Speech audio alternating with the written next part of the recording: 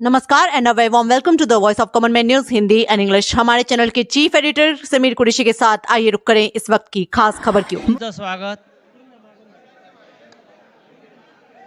ज्या संख्येनं आपण सर्व इथे उपस्थित आहात आणि आपल्यातला उत्साह जो दिसतोय ते पाहता एक गोष्ट नक्की आहे की आजचा दिवस महाराष्ट्रासाठी ऐतिहासिक आहे। सकाळी मी कोणाला तरी सांगितलं की आजच्या दिवसाचं महत्त्व काय आहे। संयुक्त महाराष्ट्राच्या लढ्यानंतर जो संयुक्त महाराष्ट्राचा मंगल कलश महाराष्ट्रामध्ये आला तो मराठी ऐक्याचा मंगल कलश होता आणि आज पुन्हा एकदा हा मराठी ऐक्याचा मंगल कलश घेऊन सन्माननीय उद्धव ठाकरे आणि सन्माननीय राज ठाकरे आपल्या समोर आलेले आहेत। तोच आनंदाचा क्षण आज महाराष्ट्राच्या जीवनामध्ये आलेला आहे। मी अजिबात यापुढे काही बोलणार नाही। हाच मंगल कलश मुंबईसह अनेक महानगरपालिकांमध्ये विजयी भगवा ध्वज फडकवल्याशिवाय राहणार नाही आणि या महाराष्ट्राला फक्त ठाकरेच नेतृत्व देऊ शकतात आणि महाराष्ट्र ठाकरेंच्याच मागे जाईल हे सांगणारी आजची पत्रकार परिषद आणि आजचा दिवस आहे। मी यापुढला सूत्र ही माननीय उद्धव ठाकरे व माननीय राज ठाकरे यांच्याकडे देतो।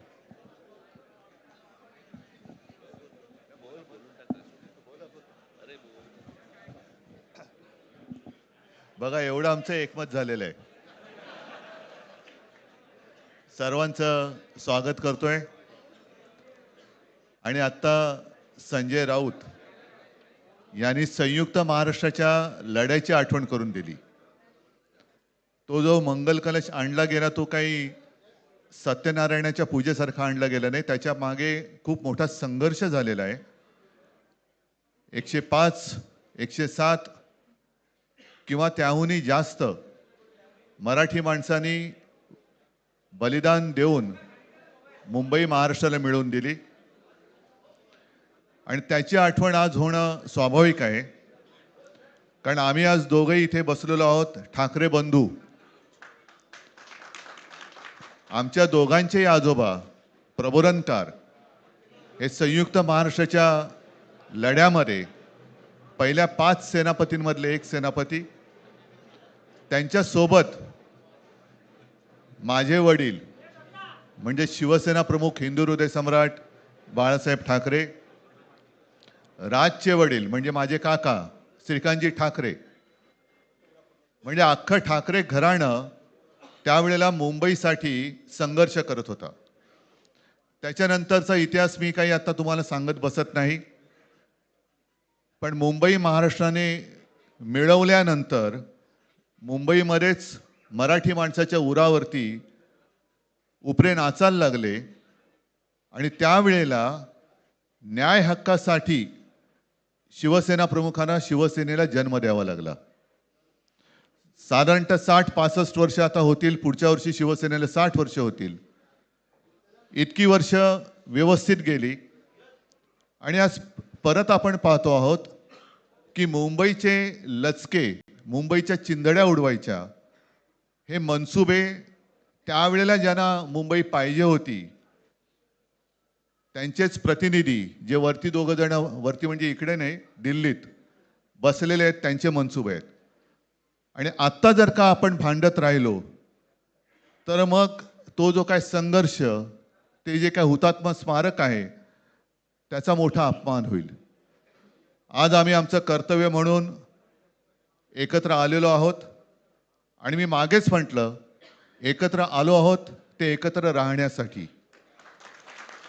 यापुढे मुंबईवरती आणि महाराष्ट्रावरती कोणी वाकड्या नजरेने किंवा त्यांच्या कपटी कारस्थानाने महाराष्ट्राला मुंबईपासून किंवा मुंबईला महाराष्ट्रापासून, मराठी माणसापासून तोडण्याचा प्रयत्न करेल, त्याचा राजकारणात खात्मा केल्याशिवाय राहणार नाही, शपथ घेऊन आम्ही मैदानात उतरलेलो आहोत। उत्साह अमाप आहे. मी तुमच्या सर्वांच्या माध्यमातून मला कल्पना आहे की आज केवळ महाराष्ट्रच नाही तर अख्खा देश बघतोय. मी सर्वांना विनंती करतोय, आवाहन करतोय आणि एक सूचना सुद्धा करतोय, कारण मागे विधानसभेच्या वेळेला भारतीय जनता पक्षाने जो एक अपप्रचार केला होता, बटेंगे तो कटेंगे, तसंच मी मराठी माणसाला सांगतोय की आता जर का चुकाल तर संपाल, आता जर का फुटाल तर पूर्णपणे संपून जाल. म्हणून परत एकदा तुटू नका, फुटू नका आणि मराठीचा वसा टाकू नका, हाच एक संदेश मी आमच्या आज दोघांच्या युतीच्या निमित्ताने संपूर्ण महाराष्ट्राला देतो आहे. आणि मला खात्री आहे की मराठी माणूस हा सहसा कोणाच्या वाटेला जात नाही, पण त्याच्या वाटेला जर का कोणी आलाच तर त्याला परत जाऊ देत नाही. मी सगळ्यांना परत मनापासून धन्यवाद देतो. आणि राज,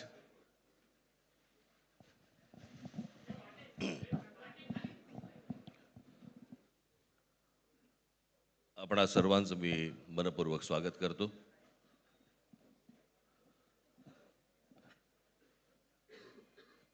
जे काय बाकी बोलायचं आहे ते सगळं जाहीर सभा जेव्हा सुरू होतील त्यावेळेला बोलूच आम्ही.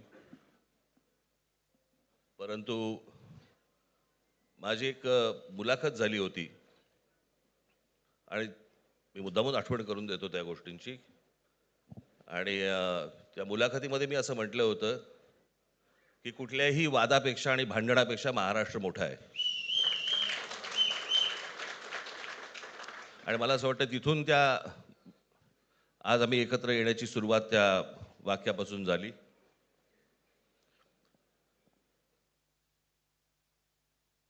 कोण किती जागा लढवणार, आकडा काय, हा नाही सांगणार तुम्हाला.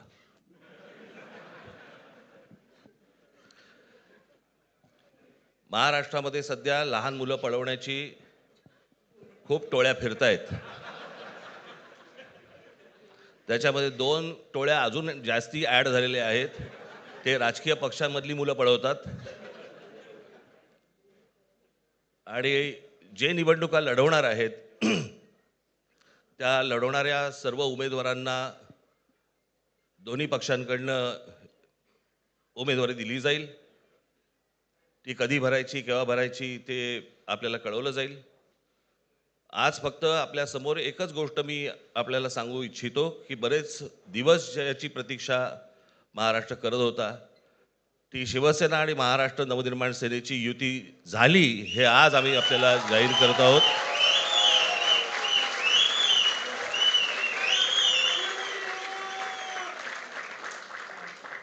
धन्यवाद.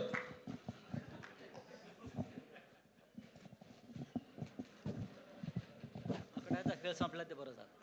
नाही, आकड्यांचा खेळ आता सांगायचं नाही.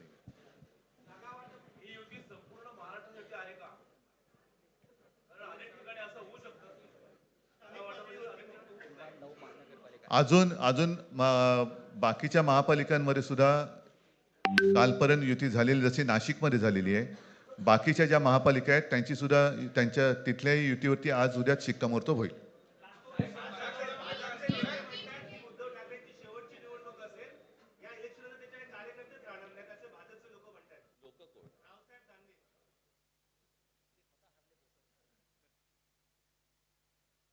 त्यांच्यावरती प्रतिक्रिया देण्याच्या तरी पातळीचे राहिलेत का ते? त्याला त्यांच्या पक्षात सुद्धा कोण विचारत नाही. जाऊ दे. मला असं वाटतं की उत्तरं देवांना द्यावीत, दानवांना नाहीत.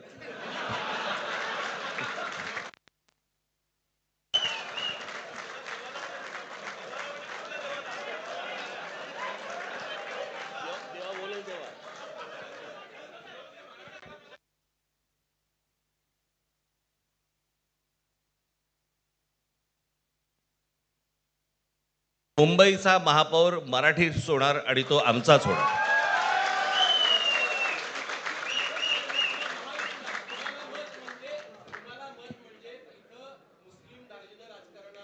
मला असं वाटतं की एक मुख्यमंत्र्यांचा व्हिडिओ पण फिरतोय ज्याच्यामध्ये ते अल्ला हाफिज असं म्हणलेत, बरोबर ना? तर या गोष्टी त्यांनी सांगू नयेत. माझ्याकडे खूप व्हिडिओज आहेत.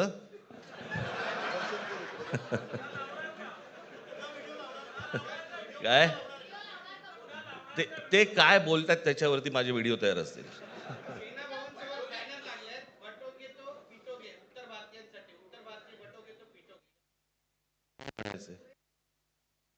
काय म्हणायचं त्याच्यावरती? सगळ्यावर कसं बोलायचं रे?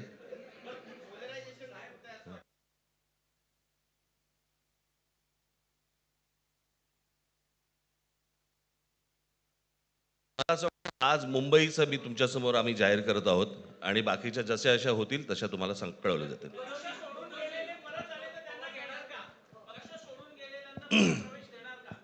मग कोण गेलेत?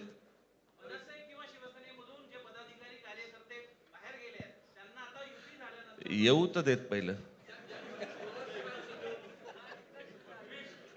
हे जरतर वरतीच खूप असतं सगळं.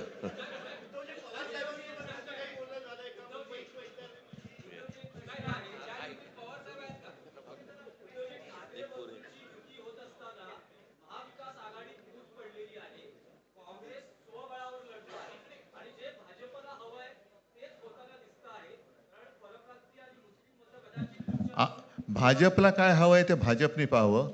मराठी माणसाला काय पाहिजे ते आम्ही पाहतो.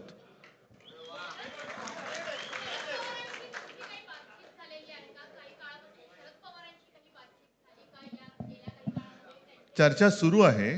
चर्चा सुरू आहे. बघू त्यांच्यात. आम्ही आज आमची युती जाहीर केलेली आहे, शिवसेना आणि महाराष्ट्र नवनिर्माण सेना.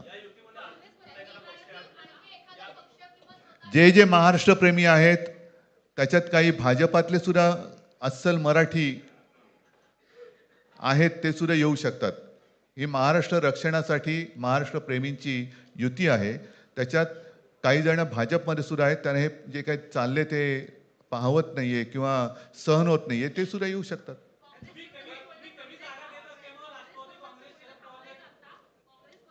काँग्रेसने जर जाहीर केलं ना, हो मग आता म्हणजे आणखीन काय बोलायचं? तोडलं का तोडलं का?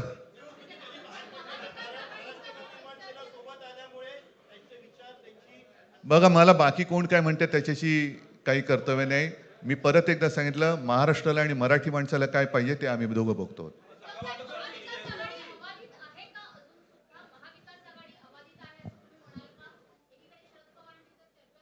सगळे पक्ष बाहेर पडून आघाडी अबाधित आहे.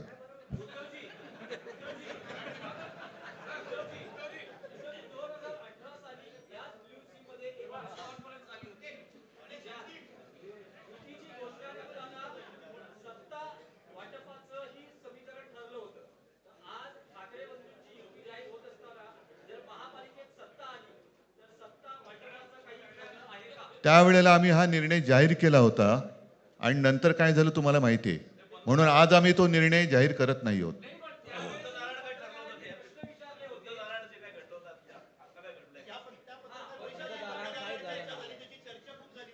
आता आमचं दोघांचंच घर आहे ना, दार बंद कशाला करायचं? ठीक आहे, चला. मला असं वाटतं बाकीच्या प्रश्न आता काही तसं काही नाहीये. निवडणुकीपूर्वी अरे झालेलं आहे ना जागा वाटप. माझी निघताना फक्त एकच छोटी विनंती आहे. ज्यांचं मुंबईवरती, महाराष्ट्रावरती, मराठी माणसावरती प्रेम आहे, अशा सर्व माझ्या पत्रकार बांधवांना, भगिनींना माझी विनंती आहे की आमच्या पाठीमागे उभे राहा. धन्यवाद.